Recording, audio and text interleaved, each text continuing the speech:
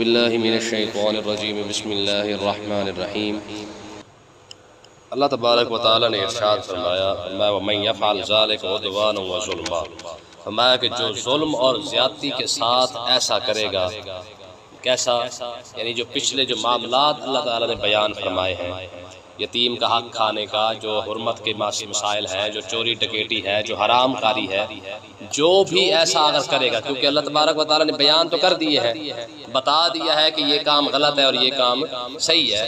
اب جب بتانے کے بعد بھی اگر کوئی شخص ظلم کرتا ہے باہمی دشمنی کی وجہ سے، عدوانہ باہمی دشمنی کی وجہ سے اگر کوئی کسی کے ساتھ زیادتی کر رہا ہے، ظلم یا پھر ظلم کر کے کسی کے ساتھ وہ کوئی زیادتی کر رہا ہے، تو فَسَوْفَ نُصْلِيهِ نَارًا، اللہ تبارک و تعالی نے ارشاد فرمایا ہم ان قریب اسے جہنم میں داخل کریں گے۔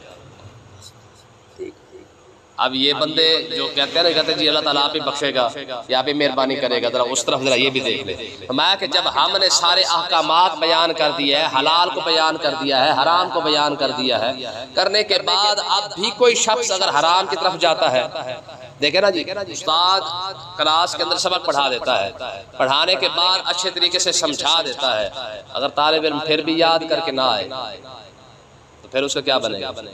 سزا تو پھر ملتی ہے نا۔ تو اللہ تبارک و تعالی نے یہی بات ارشاد فرمائی ہے، فرمایا کہ تم تب تک جو ہے مظلوم تھے جب تک قرآن نہیں ملا تھا، جب تک تمہیں نبی نہیں ملا تھا۔ جب نبی اعظم بھیج دیا تمہیں سمجھانے کے لیے، آقا علیہ السلام کی آمد کا مقصد کیا ہے؟ کہ بندوں کو صحیح راستے پر لانے کا طریقہ یہی ہے کہ جو حرام ہے اس کو بیان کر دیا جائے، جو حلال ہے اس کو بھی بیان کر دیا جائے۔ قرآن مجید کی آیت ہے، فرمایا یحل لہم الطیبات ویحرم علیہم الخبائث، فرمایا میرا نبی تو تمہیں حلال اور حرام چیزیں بتانے کے لیے آیا ہے۔ پھر اللہ تعالیٰ نے ساتھ کتاب بھی اتار دی ہے، الحم سے لے کر والناس تک سارا کچھ بیان کر دیا ہے، حلال حرام ظلم زیادتی خوشی غمی سب کچھ بیان کر دیا ہے۔ اب بھی اگر کوئی شخص زیادتی کی طرف جاتا ہے یا کسی کے ساتھ ظلم کرتا ہے، فَسَوْفَ نُصْلِيهِ نَارًا، اللہ تعالیٰ اسے عنقریب جہنم میں ضرور داخل کرے گا۔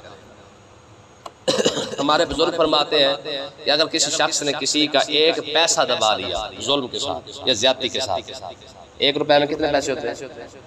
100۔ میں اگر کسی شخص نے کسی کا ایک پیسہ زیادتی کے ساتھ دبا لیا ہے، قیامت کے دن اللہ تعالیٰ 600 نماز جو جماعت کے ساتھ پڑھی ہوگی وہ اٹھا کے اس کے کھاتے میں ڈال دے گا۔ اتنی 600 نماز وہ جو اللہ تعالیٰ نے قبول کی ہوگی، جو جماعت کے ساتھ پڑھی ہوگی، 600 نمازیں اٹھا کر اللہ تعالیٰ کیا کرے گا؟ جس کے ساتھ جس کا ایک پیسہ دبایا ہے کسی نے، تو اس کو اللہ تعالیٰ 600 جماعت نمازوں جو ہے وہ اٹھا کر اس کے نام اعمال میں ڈال دے گا۔ اب ہمیں سوچنا چاہیے کہ ہم کیا کرتے ہیں۔ اس لیے علماء فرماتے ہیں کہ دین اور مذہب کے اندر یہ فرق ہے۔ مذہب کیا ہے؟ کہ جو عبادات ہے یہ مذہب ہے، اور جو باقی جو احکامات ہے، حرام ہے حلال ہے، دنیا داری ہے خوشی ہے غمی ہے، یہ سارا دین ہے، ٹھیک ہے۔ اور قیامت کے دن دین کے بارے میں تو پوچھا جائے گا، ٹھیک ہے۔ تو اللہ تبارک و تعالیٰ نے ارشاد فرمایا کہ جس شخص نے اب بتانے کے بعد بھی ظلم کیا ہے، زیادتی کی ہے، قرآن تو پورا بھیج دیا ہے، ٹھیک ہے، سمجھانے کے لیے بھیجا نا، قرآن سے پڑھنے کے لیے تھوڑا تھا، تو فرمایا فَسَوْفَ نُصْلِيهِ نَارًا، اللہ تعالیٰ ان قریب اسے جہنم میں داخل ضرور کرے گا۔ وَكَانَ ذَلِكَ عَلَى اللَّهِ يَسِيرًا، اور رب کے لیے یہ کام کوئی مشکل نہیں ہے۔ یہ جو ہر وقت پڑھتے رہتے ہیں جی ان اللہ کان بکم رحیما، ان اللہ بالناس لرؤوف الرحیم، رب تو بڑا مہربان ہے۔ تو اب ذرا ان کو یہ آیت بھی پڑھنی چاہیے۔ فرمایا کہ اب رب کے بتائے ہوئے احکامات میں سے اگر کوئی ایک شخص بھی چھوڑ دیتا ہے، فرمایا اللہ تعالیٰ فرمایا ہم اسے جہنم میں ضرور داخل کریں گے۔ ایک طرف سے کہہ رہا ہے تو وہ مہربان ہے، اور دوسری طرف سے کہہ رہا ہے کہ مطلب ہے کہ میں اسے جہنم میں داخل کروں گا جو میرا کہنا نہیں مانے گا، تو کیا مطلب ہوا؟ کہ پھر یہ زیادتی تھوڑی ہے۔ یہ دیکھیں نا، جب کوئی بندہ کسی کے ساتھ زیادتی کرتا ہے اور اگلا بندہ کسی کے پاس انصاف لینے کے لیے جائے، تو انصاف کا تقاضا کیا ہے کہ ظالم کو جو ہے وہ اس کی طبیعت کو سیٹ کرنا، یہی تو رحمت ہے۔ اگر نہ ایک بندے کے ساتھ جو زیادتی ہوگی اس کے ساتھ انصاف کون کرے گا؟ ٹھیک ہے۔ تو اللہ تبارک و تعالیٰ نے ارشاد فرمایا وَكَانَ ذَلِكَ عَلَى اللَّهِ يَسِيرًا، یہ رب کے لیے بہت آسان کام ہے جہنم میں ڈالنا، ہاں یہ کوئی مشکل کام نہیں ہے۔ ان قریب جو کسی کے ساتھ زیادتی کرے گا، کسی کا روپیہ دبا گیا، کسی کا پیسہ دبا گیا، کسی کے ذرا حق کھا گیا، ٹھیک ہے جی، زمینوں پر قبضے کر لیے، پلاٹوں پر قبضے کر لیے، ٹھیک ہے جی، بہنوں کا حق ہے، بیٹیوں کا حق ہے، یہ کھا گیا۔ فرمایا کہ جس نے جس کا حق کھایا ہے، جس نے زیادتی کیا ہے، ظلم کیا ہے، ٹھیک ہے، تو آقا علیہ السلام نے اللہ تعالیٰ نے فرمایا ہم اسے جہنم میں ڈال دیں گے۔ آگے دیکھیں فرمایا ان تجتنبوا کبائر ما تنہون عنہ، فرمایا کہ اگر تم کبیرہ گناہوں سے بچتے رہو، ما تنہون عنہ، جس سے تمہیں منع کیا گیا ہے، نکفر عنکم سیئاتکم، جو تمہارے صغیرہ گناہ چھوٹے گناہ ہیں ہم ان کو بھی بخش دیں۔ ہاں شرط یہ ہے کہ تم کبیرہ گناہ سے بچتے ہو، یعنی جو بڑے گناہ ہیں ان سے تم بچتے رہو، چھوٹا جو گناہ ہے وہ ہم تمہارے ساتھ جو ہے وہ اس کے ساتھ بخش دیں گے، اور ندخلکم مدخلا کریما، اور ہم تمہیں عزت والی جگہ کے اندر داخل کر دیں گے، یعنی جنت کے اندر۔ بڑا کبیرہ گناہ کیا ہوتا ہے اور صغیرہ کیا ہوتا ہے؟ یاد رکھیں علماء فرماتے ہیں کہ ہر وہ کام جس پر اللہ تعالیٰ نے لعنت بھیجی ہو، یا جس کے کرنے پر اللہ تعالیٰ نے جہنم کی بات کی ہو یا عذاب کی بات کی ہو، میں وہ ہر کام جو ہے وہ کبیرہ گناہ ہے۔ یعنی جس کام کو کرنے پر یا جس کام سے روکا گیا تھا اس کے کرنے پر اگر اس شخص نے کر دیا ہے اور اس کام پر اللہ تعالیٰ نے عذاب کی بات کی تھی، لعنت کی بات کی ہے یا جہنم کی بات کی ہے، تو فرمایا ہر وہ کام جو ہے یہ کبیرہ گناہ ہے، اس کے علاوہ باقی صغیرہ کام گناہ ہے۔ مثال کے طور پر چوری کرنا یہ کبیرہ گناہ ہے، نماز نہ پڑھنا یہ کبیرہ گناہ ہے، روزہ، حج، زکوٰۃ، کسی کا حق کھا جانا یہ کبیرہ گناہوں میں شامل ہے۔ علماء نے 40 گناہ لکھے ہیں جو کبیرہ گناہ ہیں، بڑے گناہ 40، ٹھیک ہے۔ اب دیکھیں ایک اور مثال کے ساتھ دیکھیں، اگر کوئی شخص چوری کرنے جا رہا ہے، گھر سے چلا، یہ صغیرہ گناہ ہے، چھوٹا گناہ ہے۔ اگر وہاں جا کے چوری کرنا شروع کر دی ہے، یعنی کوئی چیز ساتھ لے گیا تھا دیوار توڑنے کے لیے یا کوئی چیز کام کرنے کے لیے، یہ صغیرہ گناہ ہے۔ اگر چوری کر کے واپس آیا تو اب جتنا کام تھا، جو گیا تھا، جو چیز لے کے گیا تھا، سارا کا سارا کبیرہ بن جائے گا۔ جب تک گناہ نہیں کیا سارا صغیرہ ہے، جب کر لیا تو پھر کبیرہ گناہ بن گیا، ٹھیک ہے۔ تو اللہ تبارک و تعالیٰ نے ارشاد فرمایا جو بڑے گناہ ہیں اسے تم بچ جاؤ جس سے تمہیں منع کیا گیا ہے۔ لیکن رب نے کن کن چیزوں سے منع کیا ہے؟ یہ پیچھے ہم پڑھتے آ رہے ہیں کہ ہر ایک شے کو رب نے بیان کر دیا ہے کہ یہ کام بھی نہیں کرنا، یہ بھی نہیں کرنا، لوگوں کے حق دینے ہیں، فلانا فلانا فلانا فلانا کام کرنا ہے۔ فرمایا کہ جو جس چیز سے تمہیں منع کر دیا گیا اس سے رک جاؤ۔ شراب سے رب نے منع کیا ہے، چوری سے منع کیا ہے، ڈکیٹی سے منع کیا ہے، قتل سے منع کیا ہے، ٹھگی مارنے سے منع کیا ہے، کسی کا حق کھانے سے منع کیا ہے، یتیم کا حق دینے سے منع کیا ہے، دینے کا حکم فرمایا ہے۔ تو اس کا مطلب یہ ہے کہ یتیم کا مال کھانے سے رب نے منع کیا ہے، ٹھیک ہے۔ یہ سارا وہ چیز ہے جو کبیرہ گناہوں کے اندر ہے۔ تو میں کہ اگر تم اس سے بچ جاؤ تو باقی کوئی چھوٹے موٹے گناہ ہو بھی جاتے ہیں تو ہم اسے کیا کریں گے؟ بخش دیں گے، ٹھیک ہے۔ وَنُدْخِلْكُم مُدْخَلًا كَرِيمًا، ہم تم پھر عزت والی جگہ کے اندر بھی داخل کر دیں گے۔ آگے دیکھیں جی، فرمایا وَلَا تَتَمَنَّوْا مَا فَضَّلَ اللَّهُ بِهِ بَعْضَكُمْ عَلَىٰ بَعْضٍ، یہ آج کے دور کے متعلق جو بیماری چل رہی ہے اس کے متعلق بیان کیا گیا ہے۔ فرمایا کہ اگر اللہ تعالیٰ نے تم میں سے کسی ایک کو اپنا فضل عطا فرما دیا ہے تو لا تتمنوا، تم پھر اس کی آرزو نہ کرو، یعنی حسد کرنے کی وجہ سے۔ رب نے کسی کو پیسہ دے دیا ہے تو اے خام خواہ تو کیوں جلتا پھر رہا ہے؟ رب نے کسی کو عزت دے رکھی ہے، تجھے کیوں تکلیف ہو رہی ہے؟ رب نے کسی کو صحت دے رکھی ہے، پھر تجھے کیوں تکلیف ہو رہی ہے؟ اولاد اچھی نکل آئی ہے تو تجھے کیوں تکلیف ہو رہی ہے؟ فرمایا اگر اللہ تعالیٰ نے اپنے فضل سے کسی کو دے ہی دیا ہے تو لا تتمنوا، تمہارا کام نہیں بنتا کہ جناب تم کو کہہ رہے ہیں لا یہ ترقی کر گئے اور میں پیچھے رہ گیا، ٹھیک ہے۔ یاد رکھیں ایک ہوتا ہے حسد، ایک ہوتا ہے کسی چیز کی خواہش کرنا لیکن حسد کے بغیر کرنا۔ کیا مطلب ہے کہ اگر کسی کے پاس کچھ ہے اسے دیکھ کر خوش ہونا کہ پروردگار تو نے اسے دیا ہے مجھے بھی عطا فرما، ٹھیک ہے۔ اور ایک چیز یہ ہے کہ اس کے پاس کیوں ہے، اللہ کرے اس کے پاس نہ رہے، اللہ تعالیٰ اس سے چھین کر مجھے عطا فرما دے، یہ حسد ہے، ٹھیک ہے۔ اور ہماری قوم تو یہ ہے کہ نہ اپنا بھلا چاہتی ہے نہ کسی اور کا بھلا چاہتی ہے۔ ہمارے ایک بزرگ ہے، دوست ہے بلکہ لندن کے، وہاں رہتے تو وہ مجھے ایک بار وہ کہنے لگے کہ ہماری قوم کا جو حال ہے نا وہ کیا ہے، وہ ہسمکھ بندے ہیں تو انہوں نے ایک بڑا لطیفہ سا سنایا۔ کہنے لگے جی دو دوست آپس میں بیٹھے تھے تو بھوکے مر رہے تھے، تو ایک دوست جو ہے اس نے کہا یار کچھ کرنا چاہیے، باہر نکل کے وہ روٹی شوٹی کھا لینی چاہیے۔ جو باہر نکل گیا وہ نہر کے دروازے پہ، نہر کے کنارے جا کے بیٹھ گیا، وہاں بیٹھ کے نا تو وہ دعا مانگ لگا پروردگار روٹی عطا فرما، رزق عطا فرما۔ تو وہاں سے ایک بزرگ نہر سے باہر نکل آیا، انہوں نے کہا ہاں بھائی کیا چاہیے تجھے؟ اس نے کہا جی بھوکا مر رہا ہوں، روٹی مل جائے یہ بڑی بات ہے۔ اس نے ایسے ہاتھ پھیرا، اس کے سامنے روٹی رکھ دی، اب وہ کھایا، کھا کے واپس آ گیا۔ اس نے کہا یار روز آ کر نا تو بس دعا مانگا کر، میں تجھے روز روٹی دے دیا کروں گا۔ اب وہ روز جاتا جا کے روٹی کھا کے واپس آ جاتا، تو دوسرے ساتھ والے دوست نے دیکھا، اس نے کہا یار کرتا یہ بھی کچھ نہیں ہے لیکن صحت اس کی بنتی جا رہی ہے، اس سے پوچھو تو صحیح یہ کرتا کیا ہے؟ اس نے کہا یار تو کیا کرتا ہے، تیری تو روز شیر بندی جا رہی. تو اس نے کہا یار بات یہ ہے کہ میں نہر پہ جاتا ہوں، وہاں پہ دعا مانگتا ہوں، ایک بابا آتا ہے روٹی دے دیتا ہے. انہوں نے کہا اچھا. انہوں نے کہا پھر مجھے بھی یار ساتھ لے چل. تو بھی ساتھ چل. انہوں نے کہا تو آج ہوا میں کل آؤں. چلو وہ واپس آ گیا. پیچھے سے اس کا دوست گیا اور جا کے وہاں پہ دعا مانگی تو بندہ سامنے آ گیا. اس نے کہا ہاں بھی تجھے کیا چاہیے؟ اس نے کہا مجھے کچھ نہیں چاہیے، جو میرے یار کو روٹی دے رہا وہ بند کر. گل سمجھ؟ ہماری قوم کا حال کیا ہے، یعنی اپنے لیے بہتر کچھ نہیں مانگنا. کہ اس کے پاس جو ہے نا یہ نہیں رہنا چاہیے بس. ٹھیک ہے. تو اللہ تبارک و تعالیٰ نے اس چیز سے منع فرمایا. فرمایا خدا کا خوف کرو. ٹھیک ہے. اگر اللہ نے اپنے فضل سے کسی کو کچھ دے دیا ہے تو اس سے تمہیں کیا تکلیف ہے بھائی؟ لا تتمنوا، خبردار تم اس کی آرزو مت کرو. ہاں یہ دعا مانگو کہ پروردگار اسے دیا ہے تو مجھے بھی عطا فرما. یہ جائز ہے. ٹھیک ہے. آگے فرمایا للرجال نصیب مما اکتسبوا، فرمایا مردوں کے لیے جو اعمال مردوں نے کیے ہیں ان میں سے اس کا حصہ ہے. وللنساء نصیب مما اکتسبنا، اور جو عورتوں نے عمل کیا ہے ان میں سے اس کا حصہ ہے.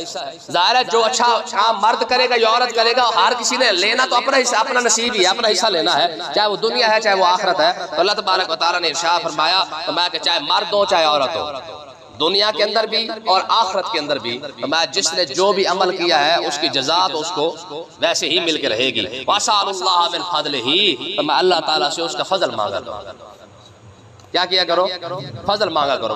فرمایا یہ دعا ہے. فرمایا کہ ہمیشہ جب بھی مانگو اللہ تعالیٰ کا فضل مانگو. ٹھیک ہے. دیکھیں نا جی، اس لیے ہمارے بزرگ فرماتے ہیں کہ وہ دعائیں جو اللہ تبارک و تعالیٰ نے قرآن کے اندر خود بیان فرمائی ہے وہ دعائیں مانگا کرو، اللہ تعالیٰ جلدی قبول فرماتا ہے.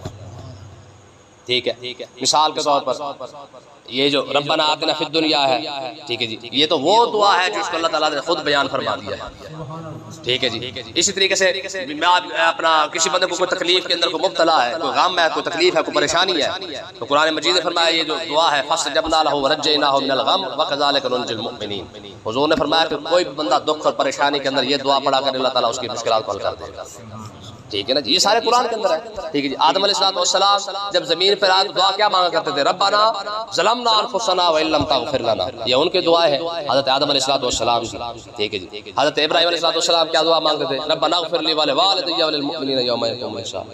ٹھیک ہے جی. یہ وہ دعا ہے. تو اللہ تبارک و تعالیٰ نے ارشاد فرمایا رب سے اس کا فضل مانگتے رہو. ان اللہ کان بکل شیء علیما، بے شک اللہ تعالیٰ ہر شے کا جاننے والا ہے. ہاں کیوں؟ اس کی وجہ یہ ہے کہ جب تم رب سے فضل مانگتے رہو گے تو اللہ تعالیٰ تمہیں عطا فرماتا رہے گا. آگے دیکھیں جی، میں وَلِكُلٍّ جَعَلْنَا مَوَالِيَ مِمَّا تَرَكَ الْوَالِدَانِ وَالْأَقْرَبُونَ، میں ہم نے سب کے لیے مال کے جو مستحق بنا دیے ہیں، مِمَّا تَرَكَ الْوَالِدَانِ وَالْأَقْرَبُونَ، چاہے والدین چھوڑ کے جائیں چاہے رشتہ دار چھوڑ کے جائیں، جس کا جو حصہ بنتا تھا ہم نے بنا دیا. ٹھیک ہے جی. باپ کا کتنا حق بنتا ہے، ماں کا کتنا بنتا ہے، بیٹے کا کتنا بنتا ہے، بیٹی کا کتنا بنتا ہے، بیوی کا کتنا بنتا ہے، بہن کا کتنا بنتا ہے، بھائی کا کتنا بنتا ہے، جو حق تھے ہم نے سارے کے سارے بیان کر دیے.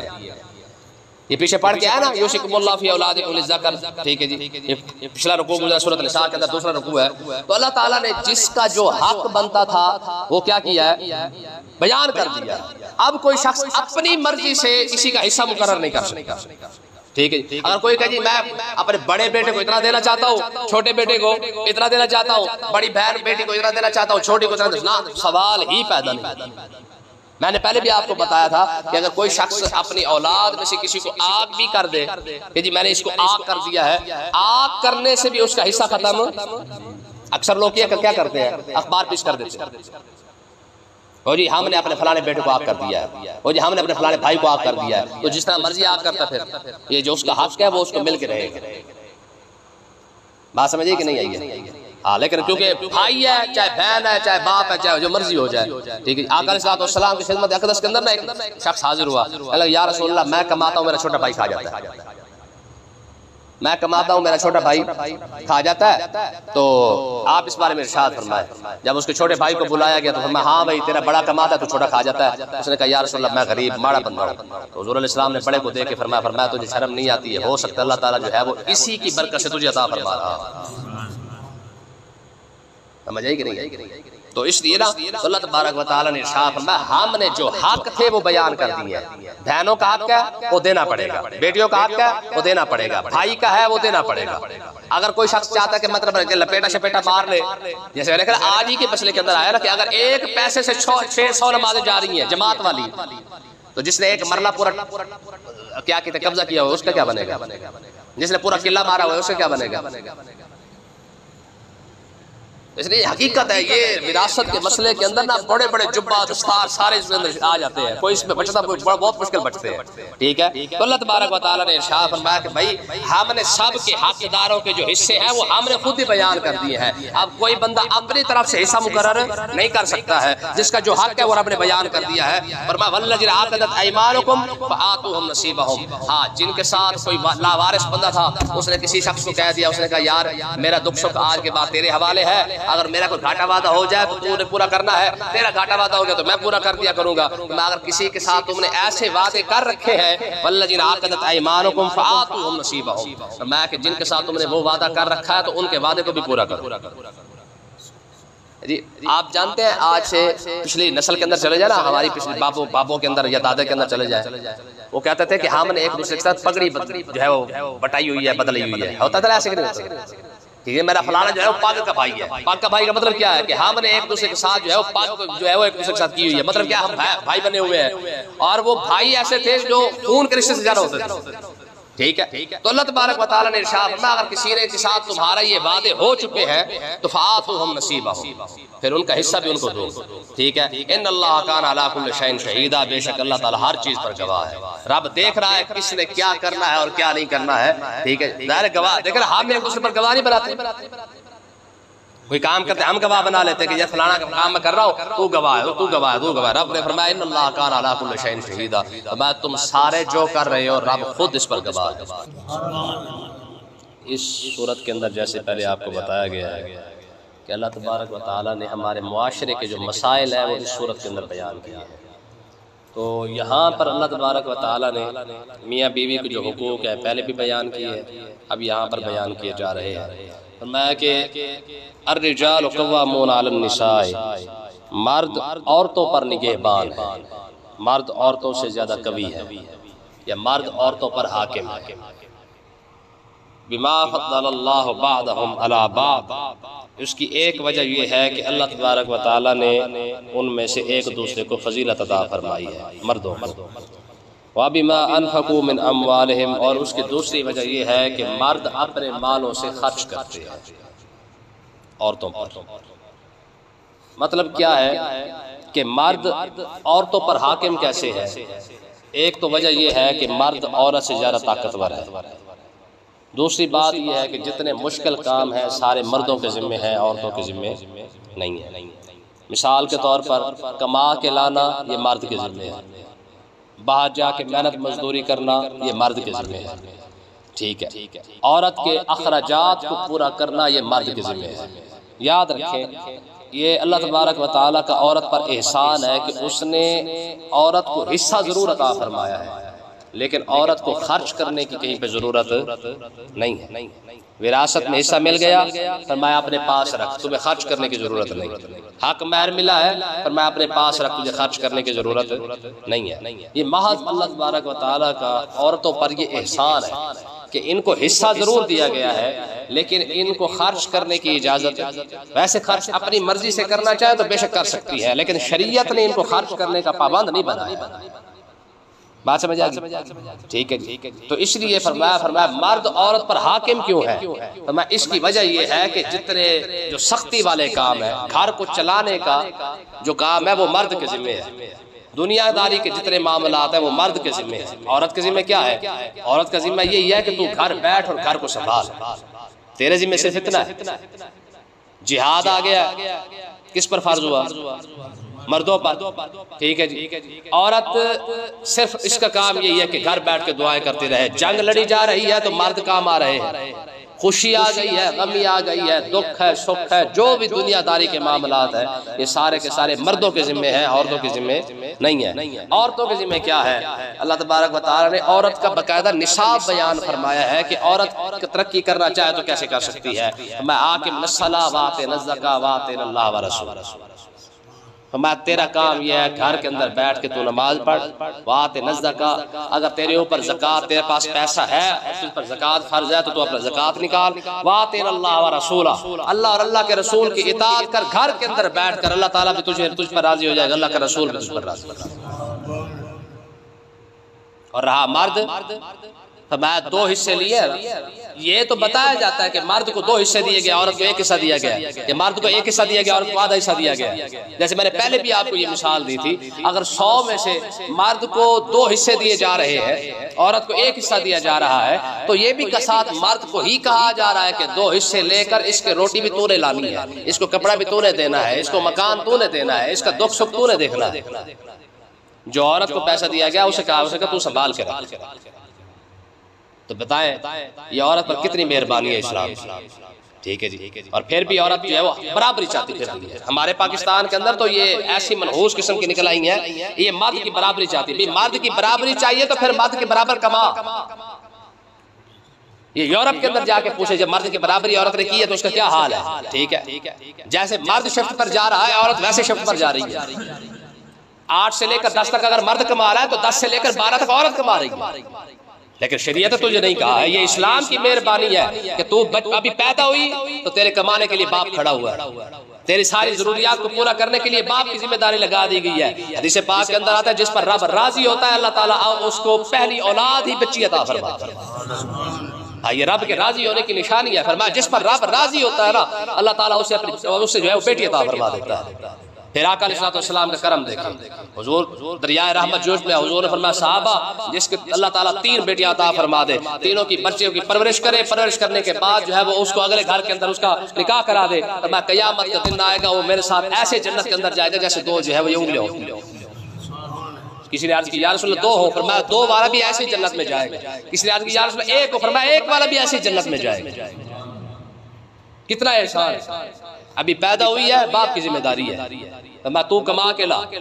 اچھا تھوڑی سی بڑی ہوئی ہے بھائی کی ذمہ داری آ گئی, اس سے بڑی ہوئی ہے شوہر کی ذمہ داری آ گئی, اس سے بڑی ہوئی ہے تھوڑی سی عمر زیادہ گزری ہے بیٹوں کی ذمہ داری آ گئی ہے. تجھے تو ساری زندگی کہیں جانے کی ضرورت نہیں ہے, اسلام ہی ہے تیرے بچپن سے لے کر پیدا ہونے سے لے کر قبر تک ہر جگہ پہ تجھے ایک نہ ایک گارڈ, سیکورٹی گارڈ تجھے ملا ہوا ہے, باپ کی صورت میں, بھائی کی صورت میں, پھر شوہر کی صورت میں, پھر بیٹوں کی صورت کے اندر.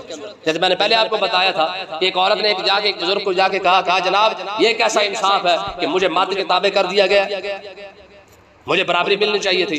تو اس بابے نے کہا یہ بتا تیرے بیٹے کتنے ہیں, کہا جی 3. میں پھر تُو نے انصاف نہیں کیا نا, رب نے تجھے 1 مرد کی تابع داری کہا ہے اور 3 مردوں کو رب نے تیری تابع داری کا حکم دے دیا ہے. تجھے تو صرف یہی کہا ہے شوہر کی تابع داری کر, اور 3 مرد جو تیرے پیچھے کھڑے ہوئے ہیں ان کو اتنا کہا گیا کہ جب تک یہ راضی نہیں ہوگی تو اس وقت تجھے جنت نہیں ملے گی. یہ عورت کی اسلام کی مہربانی ہے, کسی اور مذہب کے اندر ہے یار ایسا. ٹھیک ہے جی, یہودیت کو بندہ پڑھ کے دیکھ لے, عیسائیت کو پڑھ لے, ہندو مت کو پڑھ لے, ہندو تو عورت کو انسان نہیں سمجھتے. ارسطو جس کو دنیا پتہ نہیں کیا کچھ سمجھتی ہے, ارسطو کی نظروں کے اندر عورت باقاعدہ انسان ہی کوئی نہیں ہے, وہ اس کو انسان کے صف میں شامل ہی نہیں کرتا. وہ کہتا عورت انسان نہیں ہے. آپ حیران ہوں گے دور جاہلیت کے اندر جب عورت کے خاص دن آتے ہیں نا ماہواری کے, ہر مہینے کے جو خاص دن ہوتے ہیں, ٹھیک ہے, تو عرب والے کیا کرتے تھے, یہودی کیا کرتے تھے, ان کو اپنے گھروں سے نکال, چل نکل اپنے میکے جا کے وقت گزار کے آ. تو یہاں پہ آنے کی ضرورت نہیں ہے, جب تک پاک صاف نہ ہو نا ہمارے گھر میں قدم نہ رکھنا.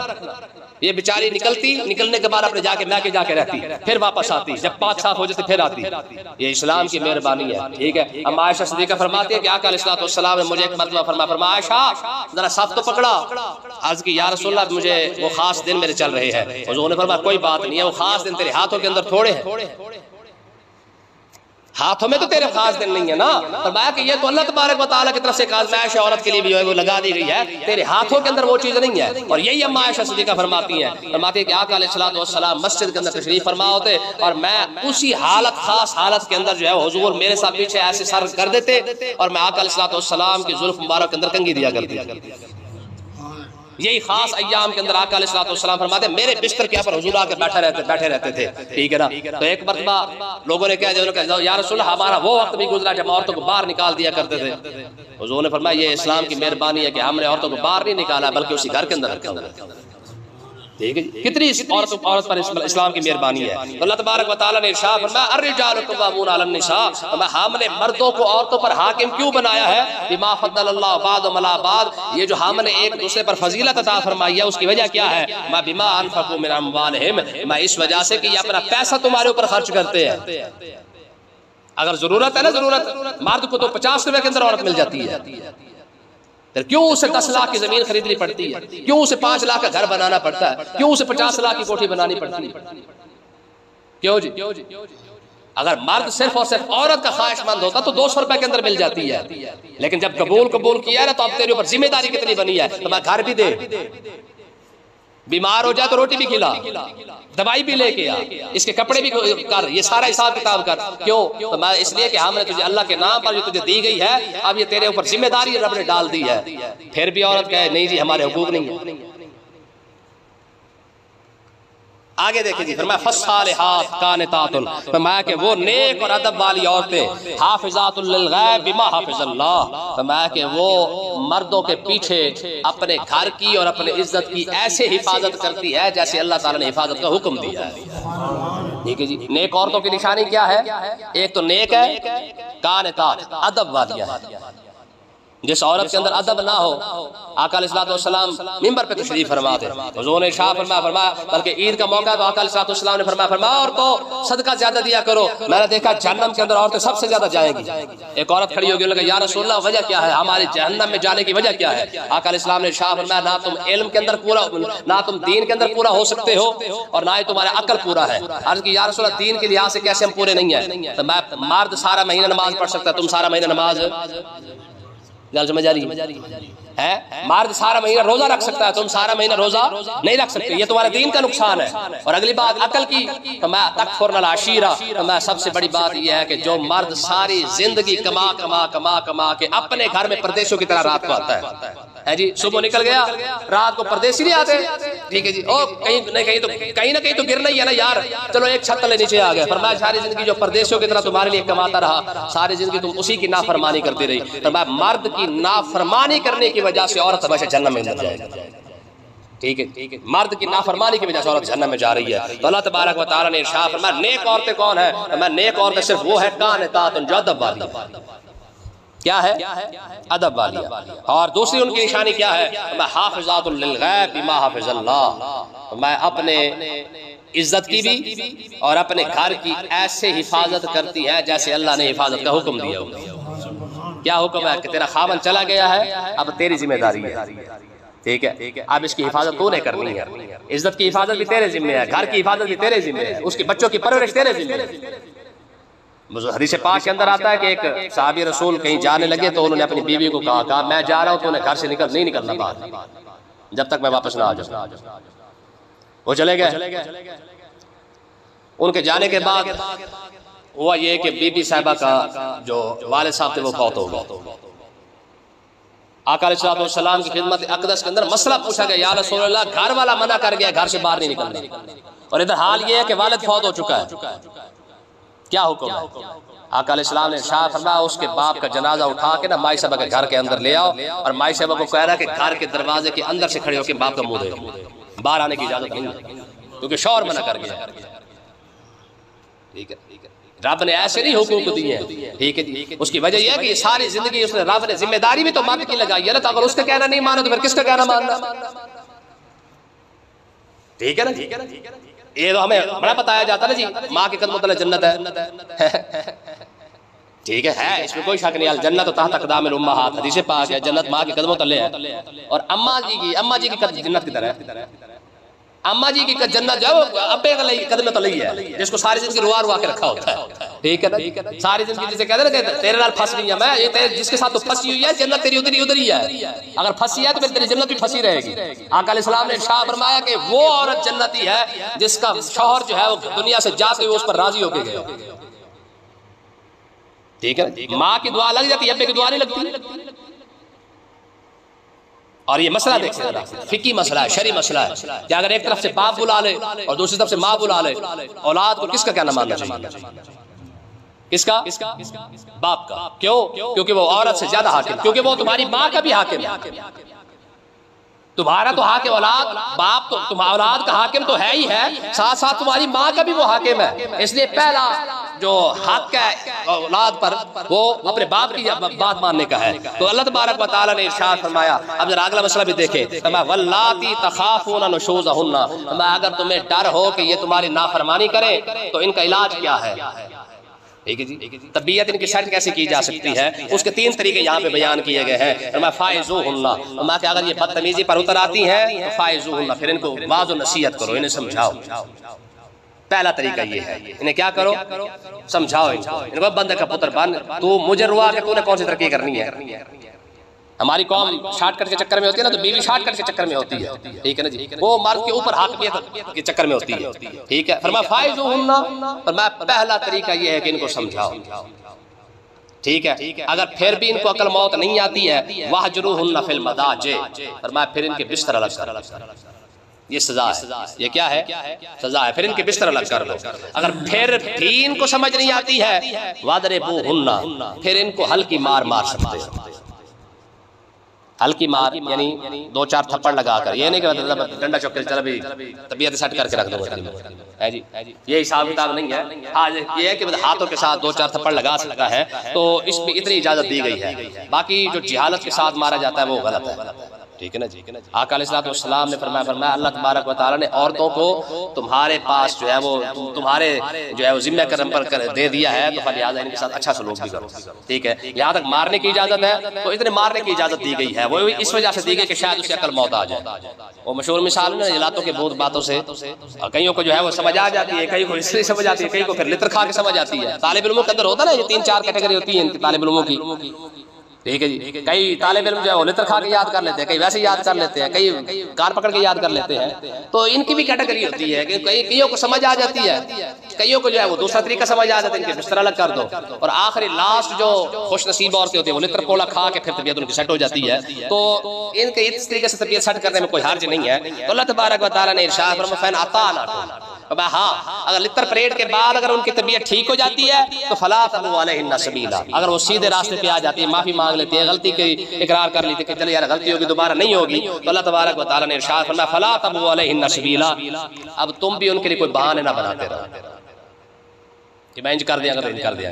ٹھیک ہے نا جی. تو یہ بھی نہ کرو. ان اللہ کان علیٰ کبیرہ، بے شک اللہ تبارک و تعالیٰ جو ہے وہ بلند بھی ہے اور بڑا بھی ہے. بلند بھی ہے اور بڑا بھی ہے. آگے دیکھیں جی، اگر لڑائی جھگڑے کی صورت آ جاتی ہے تو اس کی ایک حساب یہ دیا گیا ہے کہ طلاق سے پہلے کیا ہو سکتا ہے. وَإِنْ خِفْتُمْ شِقَاقَ بَيْنِهِمَا، اگر تمہیں یہ ڈر ہو کہ آپس میں لڑائی ہو جاتی ہے تو فَبَعْثُوا حَاكَمًا مِنْ أَهْلِهِ وَحَاكَمًا مِنْ أَهْلِهَا، ایک حاکم مرد کی طرف سے بنا لو اور ایک حاکم عورت کی طرف سے بنا لو. لڑائی ہونے کی صورت میں کیا کرو؟ دونوں طرف سے حاکم بنا لو. ان یرید اصلاحا، اگر وہ دونوں اصلاح کی کوشش کریں. کون؟ وہ جو حاکم بنائے گئے ہیں. یعنی ایک بندہ عورت کی طرف سے بیٹھ جائے گا، ایک بندہ مرد کی طرف سے بیٹھ جائے، دونوں کی سن لے، جس کے ذمے ہو اس کے ذمے لگا دے. ہمارے ہاں نا ادھر رواج ہے، کہتے دو میں قصوروار نے، وہ کہتے دو ذمے. آج کل یہ حساب چلتا ہے، کہتے میاں دو ہماری غلطی ہے. اب بھائی دو ہماری غلطی کیسے ہوگی بھائی؟ جب تک غلطی والے کی غلطی نہیں بتائی جائے گی اس وقت تک جو ہے وہ معاملہ ٹھیک نہیں ہوگا. ٹھیک ہے. میں نے ایک دو بار کہا، میں نے کہا یہ جو آپ لفظ بولتے ہیں یہ دو ہماری غلطی ہے، یہ پتہ کیوں کہتے ہیں کہ اگر ادھر والے آ گئے ہاں بھی تم نے ہمارا قصور بنایا تو ہم کہیں گے میاں صرف تو نہیں بنایا سی انہوں نے بھی نال بنایا. ٹھیک ہے نا جی. اگر ادھر والے پوچھ لیں کہ ہاں بھی ہمارا قصور بنایا تو ہم ادھر سے بھی یہی کہہ دیں گے میاں ہم نے صرف تمہارا نہیں بنایا، ہم نے ان کا بھی بنایا. تو یہ انصاف نہیں ہے. پھر کیسے پتہ چلے گا گناہگار کون ہے یا خطاکار کون ہے؟ تو اللہ تبارک و تعالیٰ نے ارشاد فرمایا فَبَعْثُوا حَاكَمًا مِنْ أَهْلِهِ وَحَاكَمًا مِنْ أَهْلِهَا، فرمایا کہ ایک مرد جو ہے وہ عورت کی طرف سے بیٹھ جائے اور ایک حاکم مرد کی طرف سے بیٹھ جائے. ان یرید اصلاحا، اگر وہ اصلاح کرنے کی کوشش کریں، یوفق اللہ بینہما، تو اللہ تبارک و تعالیٰ جو ہے وہ ان کے درمیان اتفاق پیدا کر دے گا. ہو سکتا ہے کوئی راستہ نکل آئے. اگر اس کے بعد بھی راستہ نہیں نکلتا ہے، ان اللہ کان علیما خبیرا، بے شک اللہ تعالیٰ علم والا ہے، خبر والا ہے، تو پھر اس کا آخری حل کیا ہے کہ اگر پھر بھی عورت سیدھے راستے پہ نہیں آتی ہے تو پھر اسے طلاق دے کے فارغ کر. اللہ تعالیٰ سمجھنے کی توفیق عطا فرمائے.